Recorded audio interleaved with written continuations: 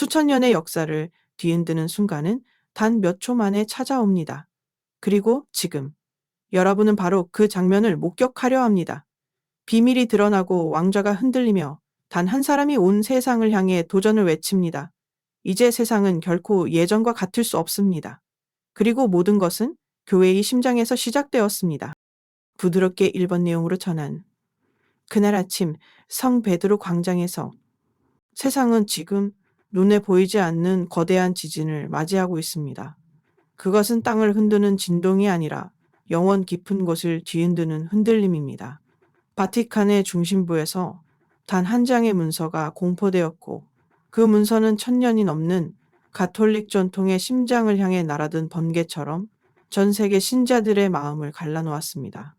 교황 레오 14세가 서명한 문서 세시아로금 리투스 아볼리치오 성스러운 의식의 폐지 그 제목만으로도 역사적인 무게를 느끼게 하지만 그 안에 담긴 결정은 단순한 문서가 아니라 시대를 가르는 칼날과도 같습니다. 이 짧은 문서 속의 교황은 교회가 수세기 동안 간직해 온 12가지 이 소식은 순식간에 온 세상에 퍼져나갔습니다. 신학자들은 충격을 받았고 주교들은 서로 다른 반응으로 분열되었으며 언론은 이를 조용한 혁명이라 불렀습니다. 그러나 무엇보다도 수많은 평범한 신자들의 마음이 흔들렸습니다. 매년 몇 세기 교회의 전례와 의식 속에서 삶을 살아가던 이들에게 이 소식은 마치 신앙의 근간이 무너져 내리는 듯한 충격이었습니다. 저는 여성의 목소리로 이 이야기를 들려드리고자 합니다. 왜냐하면 교회의 변화는 언제나 가정과 일상 속에서 가장 깊게 스며들기 때문입니다. 성모님의 품 안에서 자라난 신앙은 언제나 여성의 마음에서 시작되었고 가정에서 자녀들을 양육하는 어머니의 손길 속에서 신앙은 가장 먼저 심어졌습니다. 그렇기에 이 결정이 가져오는 아픔과 혼란을 가장 먼저 느끼는 이들도 어머니들, 딸들, 그리고 평범한 신자들입니다. 교황의 결정은 단순히 형식적인 변화가 아니었습니다. 그것은 신앙이란 무엇인가라는 이 근본적인 질문을 우리 모두에게 던졌습니다. 지금까지 우리는 수많은 전례와 의식을 통해 하느님과 만난다고 믿어왔습니다. 장엄한 행렬, 눈부신 꽃길, 웅장한 성가, 그리고 온 공동체가 하나 되어 만들어내는 장면 속에서 우리는 하느님의 현존을 느꼈습니다. 그러나 교황은 단호히 말합니다. 신앙은 무대가 아니라 마음에서 피어나야 한다. 그리스도의 신비는 전시되는 것이 아니라 조용히 흠숭되는 것이다. 그 말씀은 참으로 도전적입니다. 왜냐하면 우리는 언제나 눈에 보이는 것을 통해 안심하려 했기 때문입니다. 많은 신자들이 선체 행렬 속에서 성가대의 노래 속에서 화려한 전례복 속에서 하느님의 숨결을 느꼈습니다. 그러나 교황은 이제 그것을 내려놓으라고 합니다. 마치 주님께서 제자들에게 말씀하셨던 것처럼 마음의 깊은 침묵 속에서 찾지 말고 마음의 깊은 침묵 속에서 찾아라. 이 선언은 교회의 역사 속에서 가장 과감한 수술과도 같습니다. 어떤 일은 이를 신앙의 순수함을 회복하기 위한 불가피한 길이라 칭송하고 또 어떤 일은 전통을 배반한 위험한 결정이라 비난합니다. 그러나 우리가 잊지 말아야 할 것은 교회의 모든 변화는 단순히 인간의 결심이 아니라 성령의 인도하심 안에서 일어난다는 사실입니다. 예수님께서도 포도주 부대를 새롭게 하시며 새 포도주는 새 부대에 담아야 한다. 마태 97고 하셨습니다. 지금 교황의 결정은 어쩌면 그 말씀의 연장선일지도 모릅니다. 이 변화는 또한 우리에게 무엇이 본질인가를 묻습니다. 가톨릭 신앙의 본질은 무엇입니까? 그것은 의식과 전통이 아니라 바로 십자가 위에서 우리를 위해 피 흘리신 그리스도의 사랑입니다. 우리는 때로 전례와 의식 속에서 그 사랑을 더 뚜렷하게 경험했지만 시간이 흐르면서 그 의식들이 때론 형식으로, 때로는 관습으로, 심지어는 문화적 행사로 변질되기도 했습니다. 교황은 이제 그것을 정리하고자 하는 것입니다. 물론 이 결정은 눈물과 반발을 불러일으킵니다. 스페인의 톨레도에서는 수세기 동안 이어져온 성체 행렬이 세계 문화유산으로 지정되어 있었고 그 광경은 수많은 이들의 신앙과 삶의 일부였습니다. 라틴 아메리카에서는 부활절이나 성체 축일마다 거리는 꽃과 춤으로 가득 찼습니다. 하지만 교황은 분명히 말합니다. 그리스도의 승리는 꽃길의 길이가 아니라 변화된 심장의 깊이로 측정된다. 사람들은 묻습니다. 왜 지금인가? 세상은 이미 혼란스럽습니다. 전쟁과 가난, 불평등과 분열이 가득합니다. 교회마저 이런 격렬한 변화를 겪어야 할까요? 하지만 어쩌면 바로 그렇기 때문에 지금이 필요한 순간인지도 모릅니다. 세상은 화려한 퍼레이드가 아니라 진정으로 변화된 신앙인의 삶을 필요로 합니다. 교황은 우리가 다시금 본질로 돌아가도록 초대하고 계십니다. 그 본질은 바로 복음, 사랑, 자비, 그리고 공동체 안에서 드러나는 하느님의 현존입니다. 저는 여성으로서 그리고 신앙인으로서 이 변화가 아프지만 동시에 희망이라고 믿습니다. 아이를 품에 안고 성당에 들어서는 어머니의 마음은 어떤 의식보다도 더 깊은 기도입니다. 병든 남편을 위해 눈물로 기도하는 아내의 마음은 어떤 전례보다도 더 성스러운 제사입니다. 교황은 우리에게 말하고 있습니다. 하느님은 이미 너희의 삶 안에 계신다. 너희가 세상에서 어떻게 사랑하느냐가 곧 너희의 전례다. 이제 교회의 미래는 우리 손에 달려 있습니다. 전례와 의식을 잃었다고 해서 신앙을 잃는 것은 아닙니다. 오히려 우리는 더욱 맑은 눈으로 복음을 바라보아야 합니다. 성당의 장엄한 의식이 사라질지라도 작은 가정에서 들려오는 성경 봉독과 공동 기도가 새로운 빛이 될 수 있습니다. 교황은 이 길을 제시하며 우리 모두에게 묻고 계십니다. 너희는 전통을 붙잡고 싶으냐? 아니면 복음의 본질을 붙잡고 싶으냐? 그 선택은 쉽지 않습니다. 수세기 동안 몸에 밴 전례와 관습을 하루아침에 내려놓는 것은 거의 불가능해 보입니다. 그러나 역사는 우리에게 가르쳐 줍니다. 교회는 늘 위기를 통해 정화되고 위기를 통해 더 큰 빛으로 나아갔다는 것을 말입니다. 초기 교회는 박해 속에서도 흔들리지 않았고 중세의 부패 속에서도 성인들이 일어나 교회를 새롭게 했습니다. 지금 교황의 결단은 또 다른 정화의 불길입니다. 사랑하는 형제 자매 여러분, 우리에게 필요한 것은 두려움이 아니라 신뢰입니다. 하느님은 교회를 결코 버리지 않으십니다. 우리가 잘 이해하지 못하는 이 결정 안에도 성령의 숨결이 있습니다. 그리고 그 성령께서 우리를 더 깊은 믿음과 더 진실한 사랑으로 이끌어 주실 것입니다. 이제 우리는 나걸 여정을 준비해야 합니다. 에스의 그럼 을리투스 아볼리티오는 단지 시작에 불과합니다. 교황은 첫 두 가지 의식의 폐지를 통해 신앙의 본질을 환기시키셨습니다. 그러나 이것은 단지 문 앞에 선 것일 뿐입니다. 더 많은 변화가 기다리고 있습니다. 그리고 그 변화는 우리의 신앙, 우리의 삶, 우리의 교회 공동체를 근본에서부터 그리고 이제 우리는 그 첫 번째 충격, 곧 성체 성혈 대행렬의 폐지라는 구체적이고도 아픈 현실로 들어가야 합니다. 교황 레오 14세의 문서가 발표되자 가장 먼저 전해진 충격은 성체 성혈 대행렬, 즉 corpus christi의 폐지였습니다. 수세기 동안 전 세계 가톨릭 신자들에게 이 행렬은 단순한 의식이 아니라 살아있는 신앙의 증거였습니다. 해마다 성체를 모신 황금 성광이 화려한 꽃길 위를 지나가면 사람들은 무릎 꿇고 땅에 입을 맞추며 그분의 현존을 경배했습니다. 아이들은 흰옷을 입고 꽃잎을 뿌렸고 합창단은 하늘을 향해 노래를 불렀으며 마을과 도시 전체가 그리스도의 신비 안에 잠겼습니다. 그러나 이제 교황은 선언합니다. 그리스도의 신비는 전시되는 것이 아니라 조용히 흠숭되어야 한다. 이 말은 천둥처럼 들려왔습니다. 많은 신자들은 이해할 수 없었습니다. 어떻게 교회가 가장 사랑받던 주기를 금지할 수 있단 말입니까? 특히 스페인의 톨레도에서 열리던 성체 행렬은 세계 문화유산으로 지정될 만큼 역사와 전통을 자랑했고 라틴 아메리카에서는 이 행렬이 민족의 정체성과도 맞닿아 있었습니다. 하지만 교황은 단호했습니다. 성체 행렬은 어느새 신앙의 중심에서 벗어나 문화적 축제와 관광의 장으로 변질되었다는 것입니다. 저는 여성의 목소리로 이 장면을 떠올려 봅니다. 수많은 어머니들이 아이들의 손을 잡고 꽃길을 따라가며 성체를 바라보던 그날의 기억은 얼마나 소중했을까요? 그 아이들은 자라서도 그 장면을 잊지 못했고 그 기억은 신앙의 뿌리가 되었습니다. 하지만 교황은 우리에게 묻습니다. 그 기억 속에 정말로 그리스도의 현존이 있었는가? 아니면 단지 눈부신 행사로서의 감동이었는가? 그 질문은 마음을 아프게 하지만 동시에 본질을 꿰뚫는 물음입니다. 사실 우리 신앙은 자주 눈에 보이는 것에 매달립니다. 성체를 금빛 성광 안에서 바라보아야만 그분이 더 가까이 계신 것처럼 느낍니다.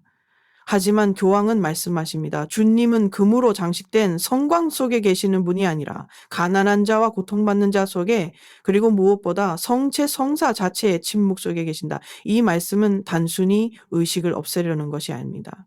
그것은 우리가 성체를 보는 것에서 살아내는 것으로 옮겨가야 한다는 초대입니다. 이 소식은 당연히 거센 반발을 일으켰습니다. 스페인, 멕시코, 필리핀 등지에서 시위가 벌어졌고, 신자들은 촛불을 들고 밤새 성당 앞에서 기도하며 우리의 전통을 돌려달라고 외쳤습니다. 그러나 동시에 어떤 신부님들은 조용히 안도의 한숨을 쉬었습니다. 그분들은 오랫동안 행렬이 점점 더 화려해지고 상업화되는 현실을 보며 마음 아파했습니다. 성체 행렬이 신앙의 고백이 아니라 사진 찍는 축제가 되어버린 현실, 그 속에서 성체의 신비가 가려지는 것을 견딜 수 없었던 것입니다. 저는 이 장면을 묵상하며 성경의 한 구절이 떠올랐습니다. 너희는 사람들에게 보이려고 그들 앞에서 의로운 일을 하지 않도록 하여라. 그렇지 않으면 하늘에 계신 너희 아버지에게서 상을 받지 못한다. 마태 6일. 교황의 결정은 바로 이 말씀을 새롭게 우리 앞에 던지고 있는 것이 아닐까요? 하나님께 드리는 신앙 고백은 사람들 앞에서 보여지는 것이 아니라 은밀한 마음 속에서 피어나야 한다는 가르침 말입니다. 이제 성체 행렬은 사라집니다. 하지만 성체 자체는 사라지지 않습니다. 오히려 성체는 더 조용하고 깊은 방식으로 우리를 만나러 오실 것입니다. 화려한 꽃길 대신 병상에 누운 이웃을 방문하는 발걸음 속에서, 가난한 자에게 빵을 나누는 손길 속에서, 가정에서 함께 드리는 작은 기도 속에서 그리스도의 현존은 더욱 뚜렷하게 드러날 것입니다. 그러나 교황의 칼날은 여기서 멈추지 않았습니다. 두 번째로 폐지된 의식은 더욱 논쟁적인 것이었습니다. 바로 공개 구마 예식, 곧 공개적으로 거행되던 마귀 축출 예식이었습니다. 오랜 세월 동안 구마 예식은 신비와 두려움의 경계에 있었습니다. 라틴어로 외치는 사제의 기도, 성수의 물방울, 십자가를 높이 드는 손길, 그리고 악령에 사로잡힌 이의 울부짖음은 사람들의 마음을 공포와 경이로움으로 가득 채웠습니다. 그러나 교황은 선언합니다. 그리스도께서는 십자가에서 이미 악을 이기셨다. 그 승리를 다시금 공포의 연극으로 재현할 필요는 없다. 많은 신자들은 반발했습니다. 그렇다면 우리는 악마 앞에서 무방비로 서 있는 것이 아니냐? 그러나 교황은 분명히 말씀하셨습니다. 악마는 연극적인 의식으로 물러나는 것이 아니라 거룩한 삶과 성사의 은총 안에서 패배한다는 것입니다. 참된 구마는 라틴어 주문이 아니라 회개의 눈물, 성사 안에서의 용서, 공동체의 기도와 사랑입니다. 실제로 현대에 들어와 공개 구마 이식은 여러 문제를 낳았습니다. 사람들은 호기심으로 몰려들었고 언론은 이를 선정적으로 보도했으며 심지어 일부 사제들은 구마 이식으로 유명세를 타기도 했습니다. 교황은 이를 우려했습니다. 구마는 은총의 도구이지 공포와 흥미의 대상이 아니다. 그렇기에 이제 교회는 더 이상 공개 구마를 허락하지 않습니다. 구마가 필요하다면 오직 은밀히 조심스럽게 환자와 가족의 존엄을 지키며 거행되어야 합니다. 저는 여성으로서 이 결정을 깊이 이해합니다. 왜냐하면 두려움과 공포 속에서 신앙을 지키려 했던 많은 가정들을 보아왔기 때문입니다. 마귀를 몰아내려는 열심이 오히려 아이들의 마음에 평생 지울 수 없는 공포를 심어주곤 했습니다. 그러나 이제 교황은 우리에게 새로운 길을 보여주십니다. 악을 이기는 길은 공포가 아니라 사랑입니다. 두려움이 아니라 은총입니다. 성경도 이렇게 말합니다. 사랑에는 두려움이 없습니다. 완전한 사랑은 두려움을 몰아냅니다. 1요한 48. 교황의 결정은 바로 이 말씀의 연장선입니다. 이제 교회는 두려움의 신앙이 아니라 사랑의 신앙으로 나아가려는 것입니다. 물론 반발은 여전히 거셉니다. 어떤 구마 사제들은 교황이 교회를 무장해제시킨다고 비난합니다. 그러나 다른 이들은 오히려 환영합니다. 이제 교회가 더 이상 공포와 미신에 사로잡히지 않고 진정한 복음의 빛으로 나아갈 수 있다고 믿기 때문입니다. 성책렬의 폐지와 공개 구마 예식의 폐지, 이 두 가지 결정은 이미 교회에 큰 균열을 일으켰습니다. 그러나 동시에 우리 모두를 향해 새로운 질문을 던집니다. 우리는 무엇을 믿는가? 우리는 누구를 따르는가? 그리고 그 질문 속에서 교황은 우리를 복음의 본질로 초대하고 있습니다. 이제 그 여파는 더욱 넓게 퍼져나가며 죽음과 구원에 대한 우리의 이해를 송두리째 흔드는 전통 장례 의식과 연옥 중심 신앙의 폐지로 이어지게 됩니다. 장례는 언제나 인간의 삶에서 가장 깊은 눈물과 가장 깊은 희망이 만나는 자리였습니다. 사랑하는 이를 잃은 슬픔 속에서 교회는 언제나 위로와 희망의 언어를 전해주었습니다. 그리고 그 희망의 핵심에는 연옥이라는 신비가 있었습니다. 수세기 동안 가톨릭 신자들은 장례와 함께 연옥을 기억했습니다. 죽은 이가 하느님의 영광에 들어가기 전에 정화의 과정을 거쳐야 한다는 믿음은 남겨진 이들에게 기도와 미사를 봉헌하는 모든 순간은 조인의 영혼이 더 빨리 하늘나라 들어가기를 바라는 간절한 사랑의 표현이었습니다. 그러나 이제 교황 레오 14세는 이 오랜 전통을 향해 과감한 선언을 내리셨습니다. 그리스도인의 희망은 중간의 고통에 묶여있지 않다. 불타는 상상 속의 두려움이 아니라 부활과 생명에 뿌리 내려야 한다. 그러므로 오늘부터 모든 장례는 오직 부활과 영원한 생명을 향한 축제가 되어야 하며 연옥 중심의 의식은 폐지된다. 이 선언은 그야말로 교회 안에 또 다른 지진을 일으켰습니다. 왜냐하면 장례는 단순한 예식이 아니라 세대를 거듭하며 신앙의 언어가 되어 왔기 때문입니다. 많은 신자들은 망자를 위해 기도하지 않는 교회라면 우리는 어디에서 위로를 받을 수 있는가라고 반문했습니다. 하지만 교황의 목소리는 흔들리지 않았습니다. 죽은 이를 위로하는 최고의 길은 두려움의 불꽃이 아니라 부활의 빛을 선포하는 것이다. 저는 여성으로서 그리고 신앙인으로서 이 변화의 무게를 느낍니다. 우리 어머니, 할머니 세대는 장례 미사에서 눈물을 흘리며 신부님의 강론 속에서 연옥의 영혼을 위한 기도라는 말을 들으며 위로를 받았습니다. 그 위로는 단순히 눈물을 달래는 것이 아니라 내 기도가 사랑하는 이를 도울 수 있다는 믿음에서 오는 것이었습니다. 그러나 이제 교황은 묻습니다. 정말로 하느님의 사랑이 인간의 기도에 의해 조건 지어지는가? 실제로 오랫동안 연옥신앙은 때때로 왜곡되기도 했습니다. 어떤 지역에서는 그레고리오 미사라 불리는 30일 연속 미사가 하나의 의무처럼 여겨졌고 가난한 가정도 빚을 내어 미사를 봉헌해야 한다는 압박을 받았습니다. 사랑이 아니라 의무, 은총이 아니라 거래처럼 느껴지던 순간이 많았습니다. 교황은 이 점을 지적합니다. 연옥의 신비는 교회 가르침 속에 남아있지만 그 신비가 돈과 두려움 속에 얽매여서는 안 된다. 여러 신학자들은 이번 결정을 두고 치열하게 논쟁합니다.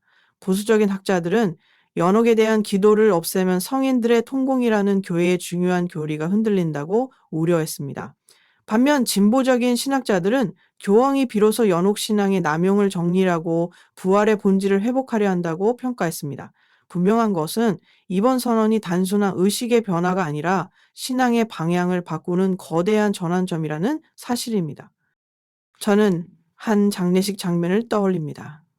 검은 옷을 입은 가족들이 관 옆에 앉아 있고 신부님은 영원한 안식을 그에게 주소서라고 기도합니다. 그 순간 가족들은 눈물을 흘리지만 동시에 작은 위로를 받습니다. 그러나 교황은 이제 그 기도를 새로운 언어로 바꾸려 합니다. 그는 이미 하느님의 품 안에 안겼습니다. 부활의 빛 속에서 우리는 다시 만날 것입니다. 이 말은 더 이상 고인의 영혼이 연옥의 고통에 머무른다는 두려움 대신 부활의 확실한 희망을 선포합니다. 물론 이 변화는 사람들에게 큰 혼란을 줍니다. 멕시코, 과테말라, 필리핀 등에서는 사람들이 성당 앞에서 우리를 버리지 말라며 촛불을 켰습니다. 그들에게 연옥신앙은 단순한 교리가 아니라 일상의 위로였습니다. 아이를 잃은 어머니가 밤마다 촛불을 켜며 하느님, 우리 아이를 받아주십시오라고 기도할 때 그 기도는 연옥을 전제로 했습니다. 이제 교황의 선언은 그 어머니에게 새로운 길을 제시합니다. 아이를 위해 더 이상 불안해하지 마십시오. 그리스도의 사랑 안에서 이미 구원은 완성되었습니다. 그러나 그 말이 어머니의 눈물을 완전히 닦아줄 수 있을까요? 여기서 중요한 것은 교황이 연옥, 교리를 없앤 것이 아니라는 점입니다. 교황은 단지 연옥 중심의 장래 의식을 없앤 것입니다. 교회의 가르침은 여전히 연옥을 인정합니다. 하지만 교황은 장래를 두려움과 협상의 자리에서 부활과 희망의 자리로 바꾸고자 하는 것입니다. 즉, 고인을 위한 끝없는 미사와 촛불 대신 신앙 공동체가 함께 부활의 빛을 선포하는 장래가 되어야 한다는 것입니다. 성경은 이렇게 말합니다. 나는 부활이요 생명이다. 나를 믿는 이는 죽더라도 살고 또 살아서 나를 믿는 이는 영원히 죽지 않을 것이다. 요한 11, 25, 26. 조왕의 결정은 바로 이 말씀을 새롭게 되새기도록 이끌어줍니다. 장래는 죽음의 공포가 아니라 부활의 선언이어야 한다는 것입니다. 저는 이 선언 속에서 교회의 새로운 길을 봅니다. 사랑하는 이를 잃은 슬픔은 여전히 무겁지만 그 슬픔은 이제 두려움이 아니라 희망으로 채워져야 합니다. 연옥이라는 중간의 불꽃은 우리의 상상 속에서 서서히 사라지고 그 자리에 부활의 빛이 비치고 있습니다. 그러나 이 변화는 단지 장래만이 아닙니다. 그것은 교회의 수많은 전통과 관습에까지 영향을 미치고 있습니다. 미사, 기도, 순례, 그리고 하느님의 은총을 체험하는 모든 길들이 새롭게 해석되고 있습니다. 그리고 그 중에서도 가장 충격적인 변화는 바로 공개적으로 선포되던 대사 인덜찬지아의 폐지입니다. 제, 검.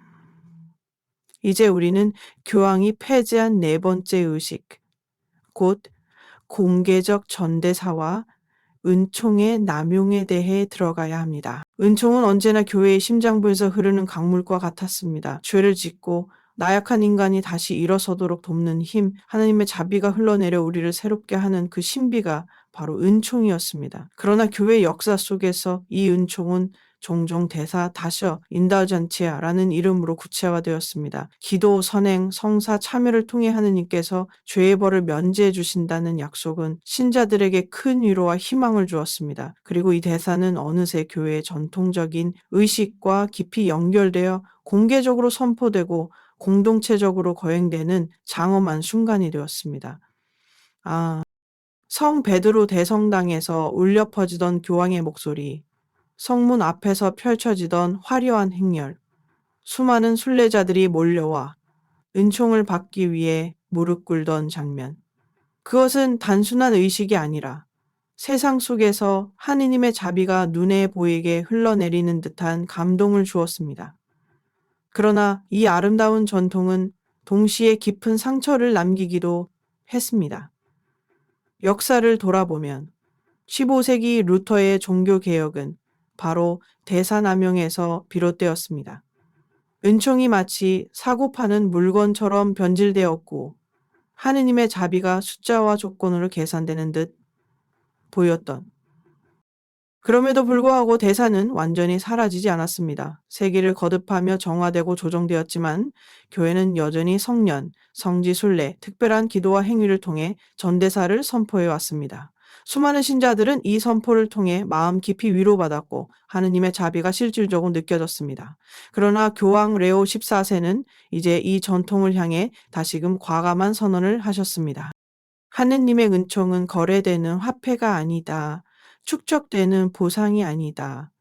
그러므로 오늘부터 교회는 어떠한 공개적 대사 선포를 더 이상 거행하지 않는다.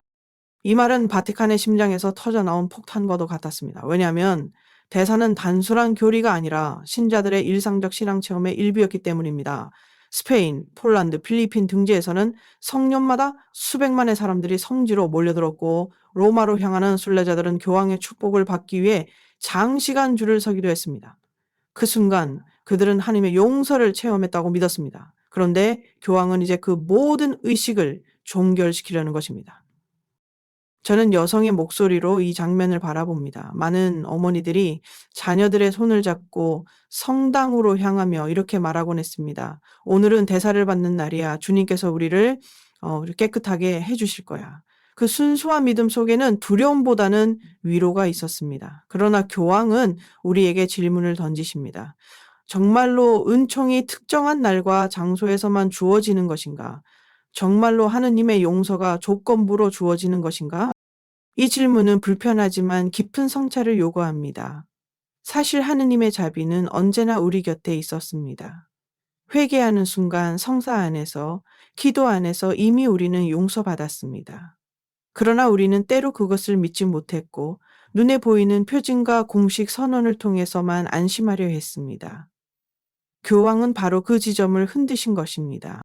당연히 반발은 거세게 일어났습니다. 보수적인 주교들은 교황이 교회의 정체성을 흔들고 있다고 비판했고, 많은 신자들은 이제 우리는 무엇으로 위로받을 수 있는가 라고 불안해했습니다. 특히 유럽과 라틴 아메리카의 순례 문화는 이 결정으로 큰 타격을 입었습니다. 매년 수십만 명이 참여하던 대규모 행사들이 이제 사라질 위기에 놓였기 때문입니다.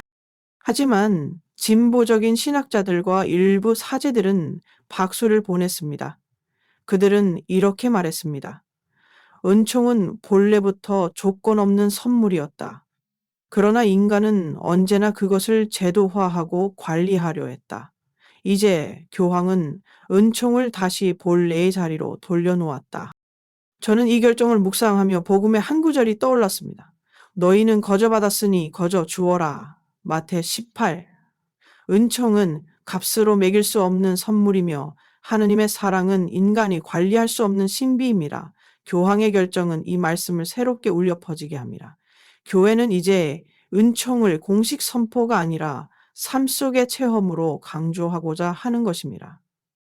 물론 이 변화는 고통을 동반합니다. 오랫동안 전대사를 통해 위로받던 신자들에게 이 선언은 마치 안전망을 잃어버린 것처럼 느껴집니다. 그러나 동시에 이것은 우리를 더 깊은 신앙으로 초대합니다. 눈에 보이는 선언이 아니라 보이지 않는 하느님의 손길을 믿는 신앙, 행사와 축제가 아니라 날마다의 회개와 사랑 속에서 드러나는 은총을 살아내라는 초대입니다. 이제 교회의 길은 더욱 분명해졌습니다. 하나님의 은총은 특정한 순간의 선포에 묶이지 않습니다. 그것은 우리가 기도할 때, 성사에 참여할 때, 이웃을 사랑할 때 이미 흘러넘치고 있습니다. 교황은 우리에게 이렇게 말씀하시는 듯합니다. 은총을 기다리지 말고 이미 네 삶 안에 있는 은총을 보아라. 그러나 이야기는 여기서 끝나지 않습니다. 대사의 공개적 선포가 폐지되자 많은 이들이 물었습니다. 그렇다면 다음은 무엇인가? 교황의 문서는 분명히 말합니다. 아직 더 많은 의식들이 폐지될 것이다. 그리고 그 중에는 사람들의 삶과 신앙의 뿌리를 더 깊이 흔드는 것들이 포함되어 있습니다. 이제 우리는 다음 장면으로 향해야 합니다. 교황이 손을 댄 다섯 번째 의식, 곧 아기들을 성전에 봉헌하는 전통의 폐지입니다. 아이가 태어날 때 가정 안에는 하느님의 숨결이 가득합니다. 작은 울음소리 하나가 온 집안을 천국으로 바꾸어 놓고 부모의 가슴에는 설명할 수 없는 감격이 차오릅니다. 그래서 신앙을 가진 부모들은 언제나 본능적으로 이 아이를 하느님께 바치고 싶어 했습니다. 바로 그 마음에서 비롯된 전통이 있었습니다. 그것이 바로 아기를 성전에 봉헌하는 의식, 곧 아기, 봉헌 예식이었습니다. 성경은 마리아와 요셉이 아기 예수님을 예루살렘 성전에 데려가 봉헌한 장면을 전합니다. 루카 2:2. 이 구절은 수많은 가정들에게 영감을 주었고 그 결과 전 세계 수많은 교회에서 아기를 성전에 데려가 봉헌하는 풍습이 자리 잡았습니다. 부모는 아이를 하얀 옷으로 단정히 입히고 성당 제대 앞에 데려가 사제의 축복을 받았습니다. 공동체는 그 순간을 노래와 기도로 함께하며 아이가 하느님의 보호 안에 있다는 확신을 품었습니다. 많은 어머니들에게 이 순간은 눈물로 기억되는 가장 성스러운 경험이었습니다. 그러나 교황 레오 14세는 이번 개혁을 통해 이 의식에도 과감한 결단을 내리셨습니다. 아이의 생명은 이미 잉태 순간부터 하느님의 것입니다. 굳이 또 다른 의식을 거쳐야만 하느님의 보호가 보장되는 것은 아니다. 그러므로 아기 봉헌 예식은 교회의 공식 전례에서 폐지한다.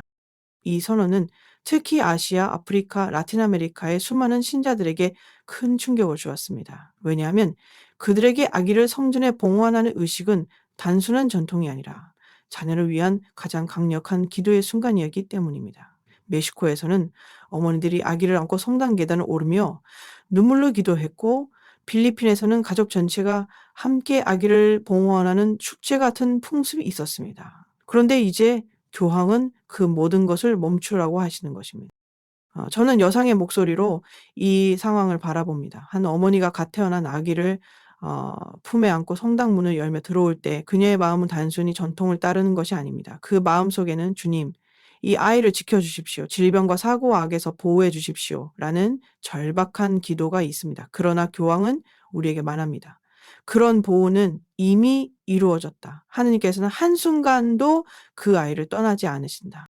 사실 아기 봉헌 예식은 때로 신학적 혼동을 불러일으키기도 했습니다. 어떤 부모들은 이 의식을 일종의 세례전 단계로 오해하기도 했고, 어떤 지역에서는 아기를 봉헌하지 않으면 불행이 따른다는 미신적인 믿음까지 퍼져 있었습니다. 교황은 바로 이 점을 우려하셨습니다. 봉헌은 사랑스러운 풍습이지만 때로는 신자들을 혼동시키고 세례의 본질을 흐리게 한다. 세례는 가톨릭 신앙의 핵심 성사입니다. 세례를 통해 인간은 원죄에서 해방되고 하느님의 자녀가 되며 교회의 일원이 됩니다. 그러나 아기봉헌 의식이 지나치게 강조되다 보니 일부 부모들은 세례를 늦추거나 가볍게 여기는 경우도 생겼습니다. 어차피 봉헌했으니 괜찮다라는 생각은 교회의 가르침과 충돌했습니다. 교황의 결정은 바로 이 잘못된 인식을 바로잡기 위한 것입니다. 물론 신자들의 마음은 여전히 무겁습니다.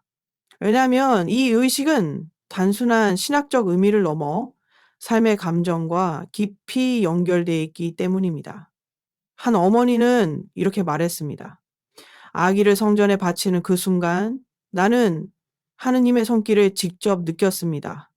그 위로가 사라진다면 우리는 어디에서 희망을 얻을 수 있습니까?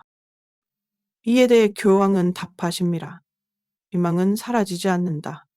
오히려 더 깊어진다.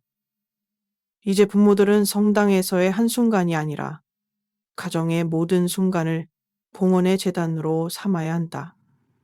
식탁 위의 기도, 아이의 이마에 그어주는 작은 성호, 밤마다 들려주는 성경 이야기가 바로 참된 봉헌이다. 저는 이 말씀 속에서 새로운 길을 봅니다. 신앙은 단순히 성당 안에서만 이루어지는 것이 아닙니다. 오히려 우리의 가정이 성당이 되고 우리 일상이 제대가 됩니다. 아기를 봉헌하는 대신 부모의 삶 전체가 봉헌이 되어야 합니다. 아이를 성전에 데려가는 대신 성전을 가정 안으로 모셔와야 합니다. 이것이 교황이 보여주시는 새로운 신앙의 비전입니다. 그럼에도 불구하고 반발은 거셉니다. 필리핀과 멕시코에서는 어머니들이 아기를 안고 시위에 나섰고 우리의 권리를 빼앗지 말라고 외쳤습니다. 스페인과 이탈리아 일부 지역에서는 사제들이 여전히 봉헌 예식을 거행하며 교황의 지침을 무시하기도 했습니다. 교회 안에는 긴장이 고조되었고 신자들은 갈라지기 시작. 하지만 신학자들은 이 결정을 긍정적으로 해석하기도 했습니다. 이제 교회는 세례를 더욱 중심에 두게 될 것이다. 세례야말로 인간이 하느님과 맺는 가장 깊은 계약이기 때문이다. 실제로 교황의 결정 이후 많은 본당에서 세례 준비 교육이 강화되었고 부모들이 세례의 의미를 더 깊이 이해하도록 돕는 프로그램들이 시작되었습니다. 성경은 이렇게 말합니다. 너희 몸은 하느님께서 계시는 성령의 전임을 알지 못하느냐? 6코린요 19. 교황의 결정은 이 말씀을 다시 우리 마음에 새기도록 합니다. 아이를 성전에 봉헌하는 것이 아니라 이미 그 아이가 하느님의 성전임을 기억하라는 초대입니다. 이제 우리는 새로운 도전에 직면해 있습니다. 봉헌이라는 아름다운 풍습이 사라지더라도 부모의 신앙은 더 깊어져야 합니다. 교회는 우리에게 말합니다. 하느님은 의식을 통해서가 아니라 부모의 사랑과 신앙을 통해 아이를 지키신다. 저는 이 결정을 통해 우리 모두가 묻고 있습니다. 진정한 봉헌은 무엇인가? 그것은 단지 성당 제대 앞에서의 순간이 아니라 부모가 아이와 함께 드리는 매일의 기도, 매일의 희생, 매일의 사랑 속에 있습니다. 그러나 교회 개혁은 여기서 멈추지 않았습니다. 교황의 문서는 또 다른 결정을 전합니다. 이번에는 전 세계 수많은 신자들의 가슴 속에 깊이 자리 잡았던 또 하나의 전통, 곧 성모 마리아의 상징으로 여겨지던 스카폴라오의 공식적 수요 의식이 폐지된다는 소식입니다. 이제 우리는 여섯 번째 개혁, 스카플라 착용, 예식의 폐지라는 더 큰 파도 속으로 들어가야 합니다. 성모님을 향한 신심은 언제나 교회의 영혼을 지탱하는 힘이었습니다. 신자들은 고통과 불안 속에서도 언제나 성모님의 품을 찾았고 그 품 안에서 위로와 용기를 얻었습니다. 그리고 그 신심을 가장 눈에 보이게 표현한 상징 중 하나가 바로 스케플라의 시카블라리오 어깨고리 성회였습니다. 두 조각의 작은 천을 끈으로 연결해 목에 걸고 가슴과 등을 덮는 이 단순한 표징은 수세기 동안 성모님의 보호와 중세시대 이후 카르메, 수도회의 전통에서 시작된 스카플라는 곧 전 세계로 퍼져나갔습니다. 스카플라를 착용하고 죽는 이는 지옥의 불에서 벗어나리라는 전승은 수많은 신자들에게 큰 희망을 주었습니다. 어린아이부터 노인에 이르기까지 스카플라는 단순한 천조각이 아니라 하늘의 약속처럼 여겨졌습니다. 신자들은 스카플라를 목에 걸고 성모님의 보호 안에 살고 있다는 확신 속에 하루하루를 견뎌냈습니다. 그러나 교황 레오 14세는 이제 이 전통을 향해 다시금 날카로운 결단을 내리셨습니다. 신앙은 부적이 아니다. 구원은 천조각에 달린 것이 아니다. 스카플라 착용 의식은 신자들에게 미신적 안도감을 주었고 참된 신앙의 본질을 흐리게 했다. 그러므로 이제 교회는 스카플라 수요 의식을 공식적으로 폐지한다. 이 선언은 많은 이들의 가슴을 무너뜨렸습니다. 왜냐하면 스카플라는 단순히 천조각이 아니라 성모님의 사랑을 눈에 보이게 느끼는 도구였기 때문입니다. 스페인과 이탈리아에서는 성모 가르멜 축일마다 수천 명의 신자들이 모여 스카플라를 받고 성모님의 보호를 새롭게 다짐했습니다. 라틴 아메리카에서는 아이들이 첫 영성체 때 스카플라를 받고 그 순간을 가족 앨범에 남기곤 했습니다. 그 모든 전통이 하루아침에 사라진다는 것은 마치 신앙의 일부가 잘려나가는 듯한 고통이었습니다. 저는 여성의 목소리로 이 장면을 바라봅니다. 한 어머니가 자녀의 목에 스카플라를 걸어주며 마리아 성모님이 너를 지켜주실 거야 라고 속삭이던 순간 그 아이는 평생 그 따뜻한 약속을 기억하며 살아갔습니다. 하지만 교황은 우리에게 묻습니다. 정말로 성모님의 사랑이 천조각에 의존하는가? 아니면 그분의 사랑은 이미 우리 삶 전체를 감싸고 있지 않은가? 사실 스카플라 신심은 수많은 영적 열매를 맺었지만 동시에 오해와 남용도 불러왔습니다. 일부 지역에서는 스카플라를 일종의 영적 보험처럼 여기며 착용만 하면 자동적으로 구원받는다는 잘못된 믿음이 퍼졌습니다. 심지어 어떤 이들은 신앙생활을 소홀히 하면서도 나는 스카플라를 착용했으니 안전하다고 말하기도 했습니다. 교황은 바로 이 점을 우려하셨습니다. 신앙은 삶으로 증거되는 것이지 선 조각 하나로 보장되는 것이 아니다. 신학자들은 이 결정을 두고 격렬한 논쟁을 벌였습니다. 보수적인 성직자들은 교황이 성모님 신심의 중심을 무너뜨렸다고 비판했고, 진보적인 신학자들은 이제야 신앙을 미신에서 해방시켰다고 평가했습니다. 분명한 것은 이번 결정이 단순히 작은 상징 하나를 없앤 것이 아니라 성모님 신심 전체의 방향을 바꾸는 전환점이라는 사실입니다. 저는 이 선언 속에서 깊은 영적 도전을 느낍니다. 우리는 종종 눈에 보이는 표징에 집착합니다. 묵주, 성상, 성수, 그리고 스카플라, 이 모든 것은 본래 우리를 믿음의 본질로 이끌기 위한 표징이었습니다.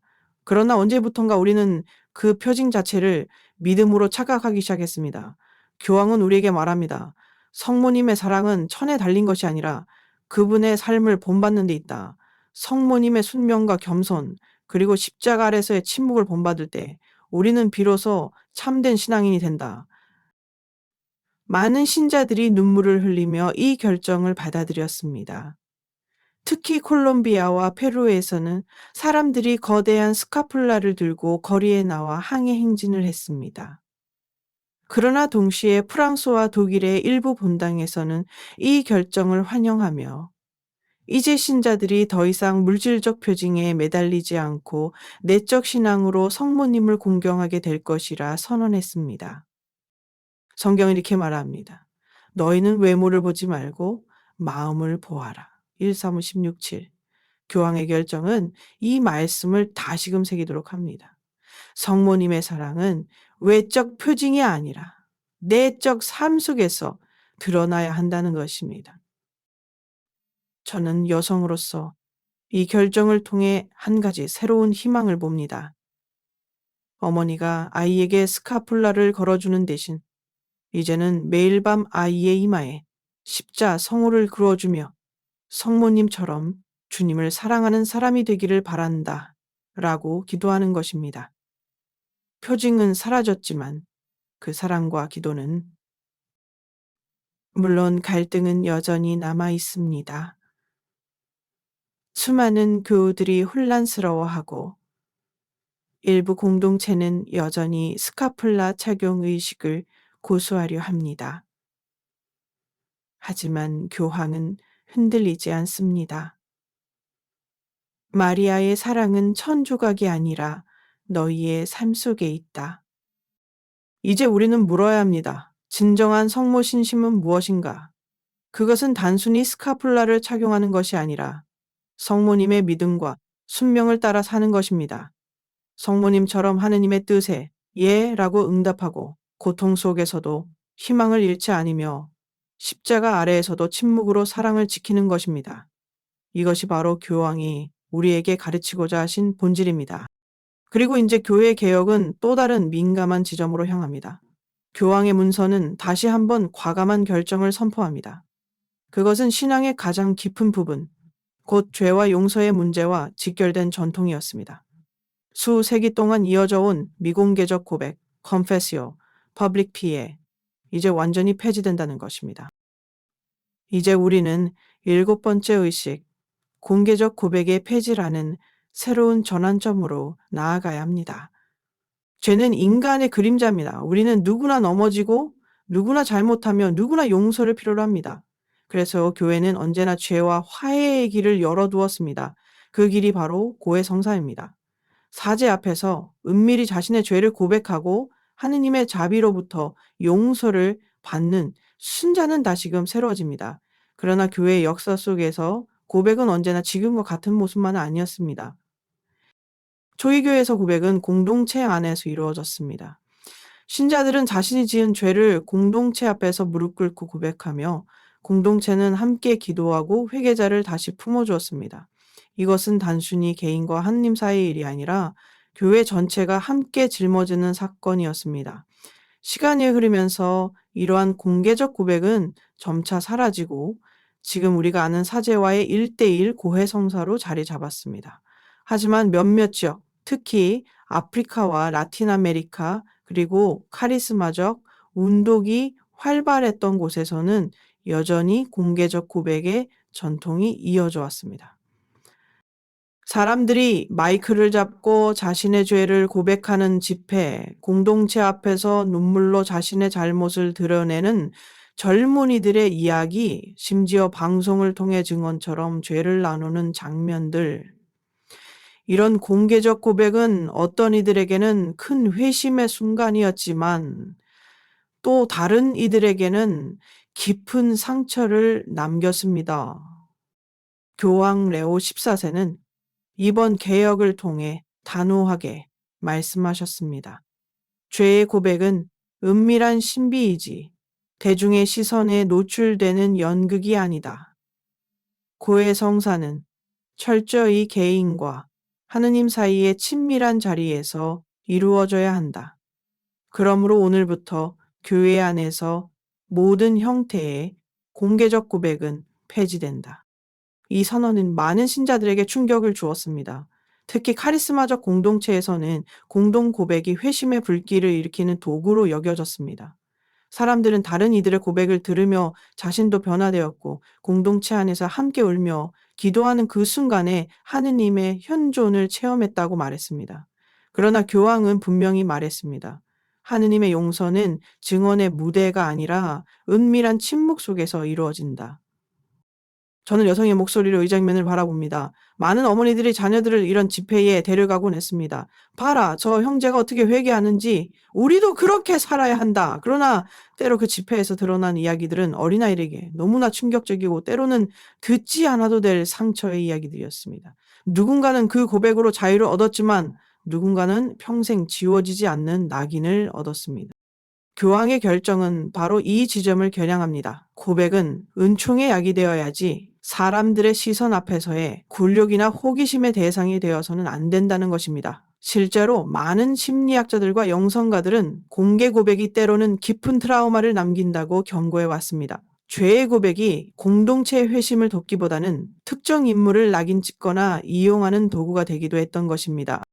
교황은 문서 안에서 이렇게 강조하셨습니다. 죄는 공개적으로 전시될 때 더럽혀지고 은밀히 용서받을 때 정화된다. 이 말은 참으로 도전적이지만은 동시에 복음의 본질을 다시금 떠올리게 합니다. 예수님께서도 간음한 여인을 공개적으로 심판하지 않으셨습니다. 그분은 땅에 글을 쓰시며 군중의 시선을 피해 그녀를 일으켜 세우셨습니다. 그리고 이렇게 말씀하셨습니다. 나도 너를 단죄하지 않는다. 가서 이제부터 다시는 죄를 짓지 마라. 요한 8시1에 이것이야말로 고백에 참된 자리입니다.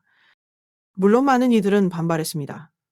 브라질의 한 카리스마 공동체 지도자는 공개 고백은 우리 공동체의 심장이었다. 교황은 우리에게서 그 심장을 빼앗았다고 말했습니다. 그러나 다른 이들은 안도의 한숨을 내쉬었습니다. 공개 고백 때문에 깊은 상처를 입었던 이들은 이제 비로소 안전한 공간에서 은총을 체험할 수 있다는 희망을 얻었습니다. 저는 이 결정을 묵상하며 복음의 또 다른 말씀을 떠올렸습니다. 너는 골방에 들어가 문을 닫고 숨어 계신 네 아버지께 기도하여라. 마태 6:6. 고백 역시 바로 이런 골방의 신비 속에서 이루어져야 한다는 것입니다. 교황은 우리를 다시 그 본질로 초대하고 계십니다. 이제 고해성사는 다시금 본래의 자리로 돌아가게 되었습니다. 신자와 사제, 그리고 그 사이에 현존하시는 하느님. 이것이 전부입니다. 더 이상 군중의 박수도 눈물의 장면도 호기심 어린 시선도 없습니다. 오직 은밀한 은총만이 남습니다. 그렇다고 해서 공동체적 차원의 회개가 사라지는 것은 아닙니다. 교황은 문서에서 분명히 언급하셨습니다. 공동체는 여전히 함께 기도하고 함께 회개해야 한다. 그러나 그것은 누구의 죄를 드러내는 자리가 아니라 모두가 하느님 앞에서 함께 눈물 흘리는 자리여야 한다. 이제 공동체는 공개적 고백 대신 공동 회개의 전례를 통해 함께 회심할 것입니다. 하지만 그 안에서 개인의 양심은 언제나 존중되고 보호될 것입니다. 이 선언은 교회의 영적 문화를 크게 바꿀 것입니다. 죄와 용서의 체험은 더 이상 장스펙타클이 아니라 성사적 신비로만 남게 될 것입니다. 신자들은 이제 자신과 하나님 사이에서 더 깊은 침묵의 대화를 배우게 될 것입니다. 그것은 불편할 수도 있습니다. 왜냐하면 우리는 늘 눈에 보이는 것, 공동체 앞에서 드러난 것을 통해 안심하려 하기 때문입니다. 그러나 진정한 믿음은 보이지 않는 하나님의 은총을 신뢰하는 법을 배우는 데 있습니다. 저는 이 결정을 통해 교회가 더 자비로운 얼굴로 변해갈 것이라 믿습니다. 사람들은 더 이상 대중 앞에서 굴욕을 당하지 않을 것입니다. 대신 은밀한 자리에서 눈물로 죄를 고백하고 사제를 통해 하느님의 용서를 들으며 새사람으로 거듭나는 은총을 체험할 것입니다. 그것이야말로 참된 고해 성사의 힘입니다. 그러나 교회의 개혁은 여기서 멈추지 않습니다. 교황의 문서는 또 다른 결정을 우리 앞에 내놓습니다. 이번에는 교회의 가장 극적인 전통 중 하나, 수세기 동안 신자들의 몸과 피로 이어져 온 의식에 관한 것입니다. 바로 성주 간의 고행과 극단적 보속행위, 즉 채찍질과 십자가지기, 심지어 실제 십자가형까지 이어졌던 관습이 이제 완전히 폐지된다는 소식입니다. 이제 우리는 8번째 의식, 성주 간의 의식적 고행과 보소 행위 폐지라는 더 충격적인 개혁으로 나아가야 합니다. 성주가는 언제나 교회의 심장이 뛰는 순간이었습니다. 주님께서 순환을 겪으시고 십자가에서 돌아가신 그 거룩한 날들을 기억하며 전 세계 신자들은 매년 눈물과 경건함으로 그 길을 따랐습니다. 이사와 성금요일 전례, 부활 성례의 빛나는 초들은 언제나 우리를 새로운 희망으로 이끌었습니다. 그러나 성주간의 풍습 안에는 또 다른 그림자가 있었습니다. 바로 극단적 보속행위와 의식적 고행이었습니다. 스페인 안달루시아 지방에서는 얼굴을 가린 신자들이 맨발로 거리를 걸으며 등에 쇠사슬을 매달고 피 흘리며 행진했습니다. 멕시코와 필리핀에서는 어떤 이들이 실제로 십자가를 지고 심지어 못으로 손발을 박으며 주님의 순환을 재현했습니다. 이 장면들은 외부인들에게 충격적이었고 많은 신자들에게는 경건한 감동을 주기도 했습니다. 그러나 동시에 수많은 신학자들과 의사들은 이러한 행위가 건강과 생명을 위협한다고 경고했습니다. 교황 레오 14세는 이번 개혁을 통해 단호히 말씀하셨습니다. 그리스도의 십자가는 단 한 번의 희생으로 충분하다. 인간이 그분의 고통을 흉내낸다고 해서 은총이 더해지는 것은 아니다. 하나님은 피를 원하지 않으시고 자비를 원하신다. 이 말은 단순한 선언이 아니라 오랜 세월 이어져 온 신심의 형태를 근본적으로 바꾸는 혁명적 메시지였습니다. 저는 여성의 목소리로 이 광경을 떠올립니다. 매년 성주간마다 어떤 아버지들은 자녀들의 눈앞에서 피를 흘리며 채찍질을 했습니다. 그들은 예수님이 이렇게 고통받으셨다라는 증언을 몸으로 남기고 싶어 했습니다. 그러나 아이들의 눈에는 아버지의 신앙이 아니라 피와 고통의 무서운 기억만이 남았습니다. 어떤 어머니들은 남편이 십자가를 지고 쓰러지는 모습을 보며 오히려 두려움에 떨었습니다. 신앙의 감동이 아니라 사랑하는 이를 잃을지도 모른다는 공포가 앞섰던 것입니다. 교황의 절정은 바로 이 지점을 겨냥합니다. 신앙은 공포와 피의 무게 위에 세워지는 것이 아니라 사랑과 희망 위에 세워져야 한다는 것입니다. 사실 복음서 속에서 예수님은 제자들에게 이렇게 말씀하셨습니다. 누구든지 내 뒤를 따르려면 자신을 버리고 제 십자가를 져야 한다. 마태 16천24. 그러나 그 십자가는 실제 나무로 된 십자가를 다시 지라는 명령이 아니라 삶 속에서 타인을 위해 희생하고 사랑의 길을 걸으라는 초대였습니다. 많은 의사들과 인권단체들도 이번 결정을 환영했습니다. 수많은 사람들이 매년 고행 중에 부상을 입고 때로는 목숨을 잃기도 했습니다. 교황은 이를 하느님께서 원하지 않으시는 고통이라고 규정하셨습니다. 하나님은 우리의 몸을 파괴하라고 명령하신 적이 없으며 오히려 우리의 몸을 성령의 전으로 존중하라고 가르치셨습니다. 물론 반발은 컸습니다. 세비야의 한 신자는 울면서 이렇게 말했습니다. 나는 십자가를 지며 걸을 때마다 주님의 사랑을 느꼈습니다. 이제 그 길마저 빼앗긴다면 나는 무엇으로 나의 신앙을 증언할 수 있습니까? 그러나 교황은 대답하셨습니다.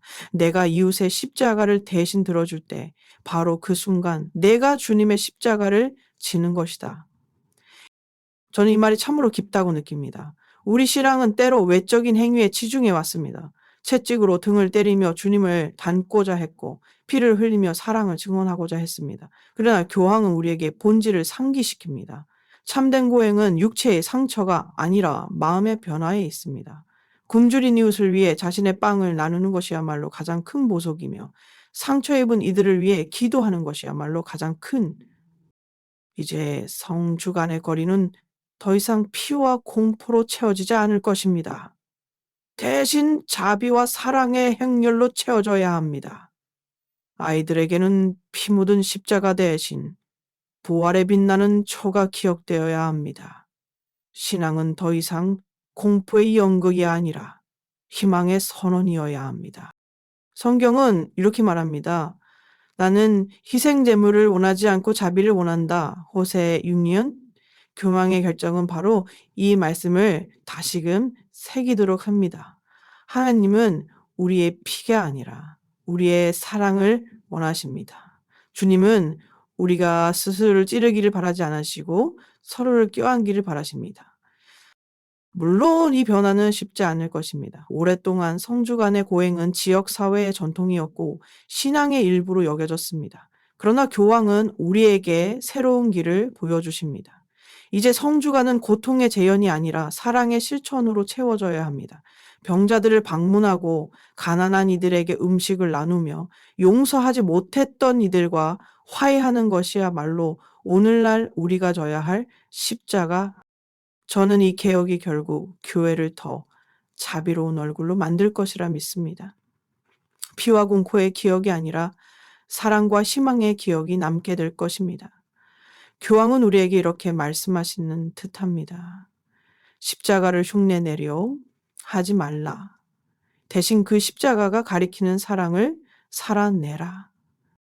그리고 이제 교회의 계획은 또 다른 차원으로 이어집니다. 이번에는 성체 성사와 관련된 문제, 곧 오랜 세월 동안 신자들의 삶과 깊이 연결되어 온 전통에 관한 것입니다.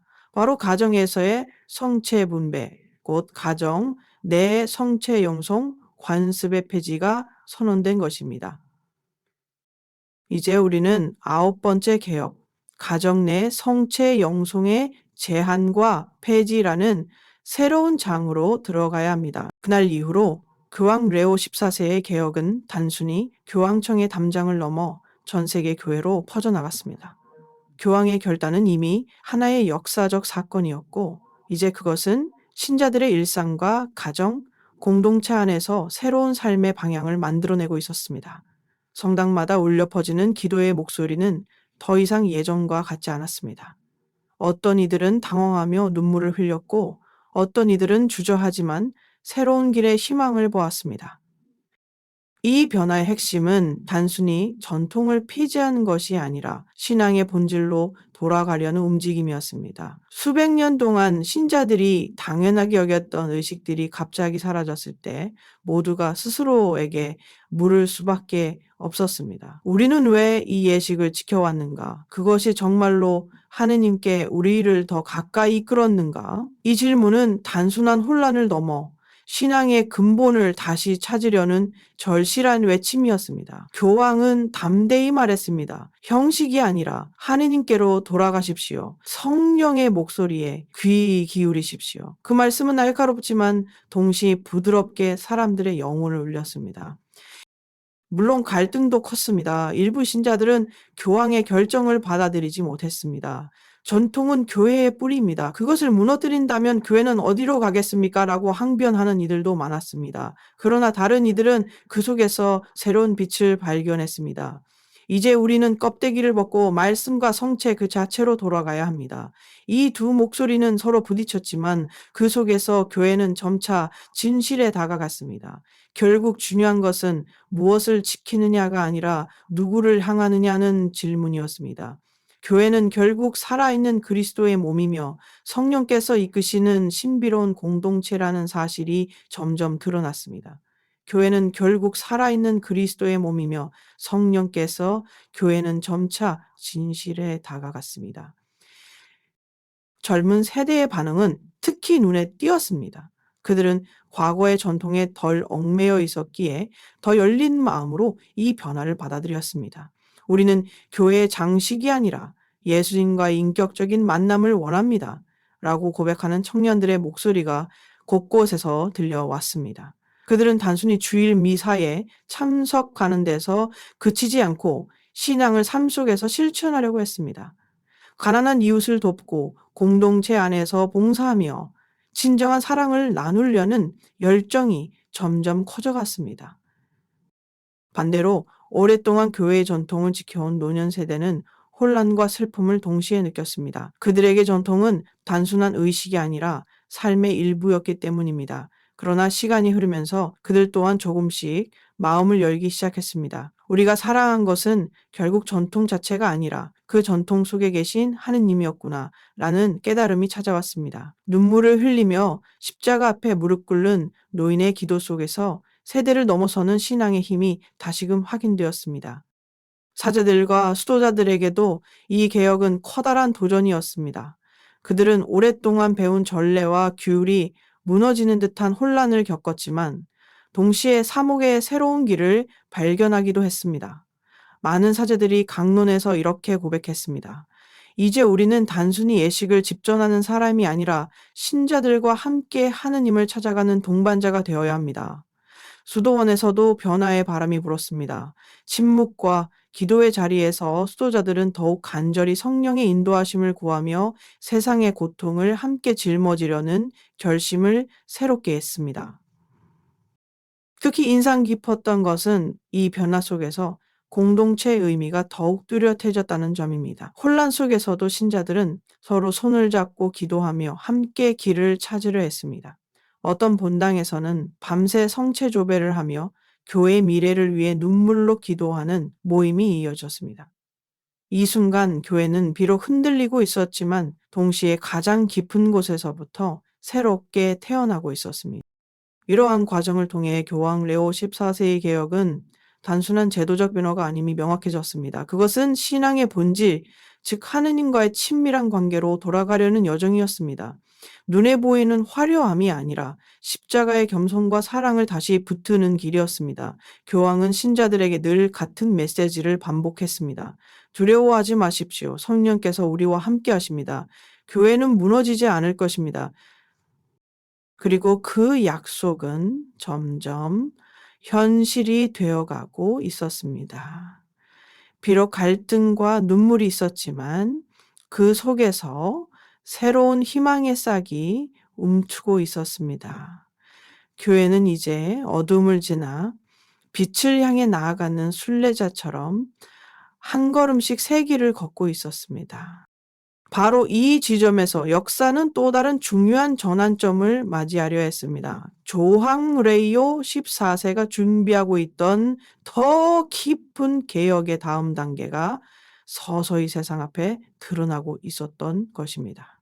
시간이 흐르면서 교황 레오 14세의 개혁은 단순한 사건이 아니라 하나의 새로운 시대를 여는 서곡으로 기억되기 시작했습니다. 교황은 언제나 강조했습니다. 우리가 지켜야 할 것은 제도가 아니라 예수 그리스도의 사랑입니다. 교회는 권력의 집이 아니라 십자가의 집이어야 합니다. 그 말씀은 신자들의 가슴에 깊이 새겨졌습니다. 세계 곳곳의 분당에선 변화의 열매가 조금씩 드러났습니다. 신자들은 더 이상 관습적으로 미사에 참여하는 것이 아니라 각자의 삶 속에서 복음을 살아내려는 열망으로 모였습니다.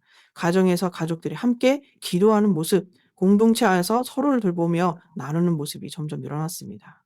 교회의 본질이 하느님의 백성이라는 사실이 더 이상 추상적인 개념이 아니라 살아있는 현실로 드러나고 있었습니다.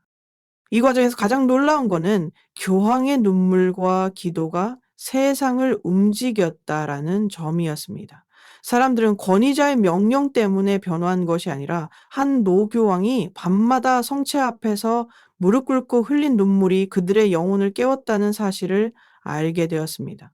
이 눈물은 단순한 인간의 눈물이 아니라 성령께서 교회에 주신 은총의 표지였다라고 말하는 이들도 있었습니다. 그러나 변화의 길은 여전히 쉽지 않았습니다. 교황의 개혁을 반대하며 끝까지 저항하는 세력도 있었습니다.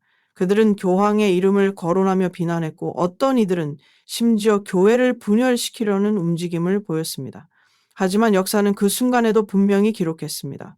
교회의 진정한 힘은 권력이나 전통의 무게가 아니라 오직 복음의 진리와 성령의 인도하심에 있다는 것을 이 과정 속에서 많은 신자들이 깊은 회심을 체험했습니다. 과거에는 단순히 의무감으로 신앙생활을 이어갔다면 이제는 살아계신 주님을 만나는 체험이 점점 더 많아졌습니다. 밤새 성체조배를 하며 하나님의 목소리를 들으려는 청년들, 눈물로 회개의 기도를 드리는 장년들, 그리고 침묵 속에서 십자가를 붙드는 노인들의 모습은 교회의 새로운 미래를 예고하고 있었습니다.